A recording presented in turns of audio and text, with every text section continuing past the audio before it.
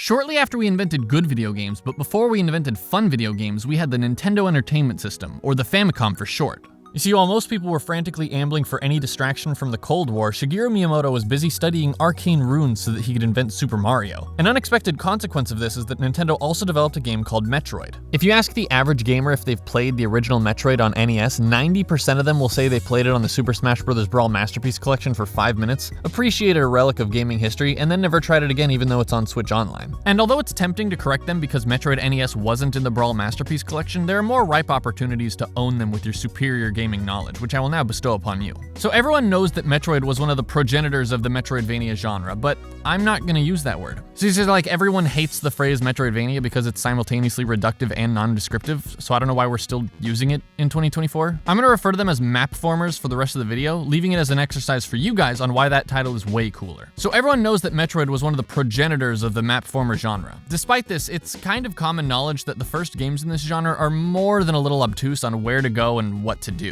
So much so that most people recommend you look up a map online to play it. Like, I guess they don't trust the game's design well enough to play without it. But the joke's on them. I asked my parents for permission to go online and they said no, which means I'm gonna have to play these games the old-fashioned way, acoustically, like with a paper and crayon. But I can do you one even better. I'm too lazy to even do that. We're going mapless. And so it was settled. I would embark into the cold, unforgiving wastes that is Metroid for the Nintendo Famicom with nary a map to my name, as I made my descent into the murky, ruinous caverns of Zebeth. I thought it was Zabiz. I promptly found myself enmeshed in the labyrinthian torment of going down long hallways, only to find a dead end, feebly backtracking to the fork, only to walk right back into another long hallway. And to make matters worse, this long hallway is identical to the last. Is that intentional design, or is this just the limitations of the NES? I assume this is a limitation of the NES. Okay, so it's not 100% identical, but like each screen is sort of copy-pasted from a list of map assets. So a lot of it is identical, but it's just not like 100% identical. Like, you're seeing the exact same maps over and over and over, and it feels like identical hallways. I guess you could say this game is always hallways.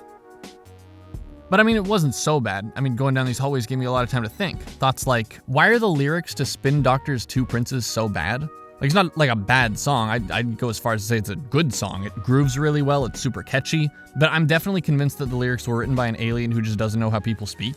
And the song is like riddled with examples, but I think the most obvious couplet is this one right here. Quote, "One has diamonds in his pocket, and that's some bread now." So for context, the speaker is in competition with another bachelor for someone's affection, and the speaker acknowledges that the other bachelor is wealthy by saying that he has diamonds in his pocket. On its own, this is unusual, like that's not how people talk, but it pales in comparison to the rest of the line, "and that's some bread now." The speaker is contrasting his own wealth with that of the first bachelor by showing that rather than diamonds, he merely possesses bread. At least I think that's the intended implication. Now that I'm saying it out loud, it sounds completely stupid, but I think this is what people understand is the meaning. That's like what I'm assuming it is. And that's just so nonsensical. But I don't know, maybe the fact that I was able to piece together that that's what he meant without the ability to explain it is demonstrative of his ability to make something feel so natural and smooth and understandable without spelling it out for me. And perhaps it's brilliant for that reason, but I can't help but wonder if I'm missing something here.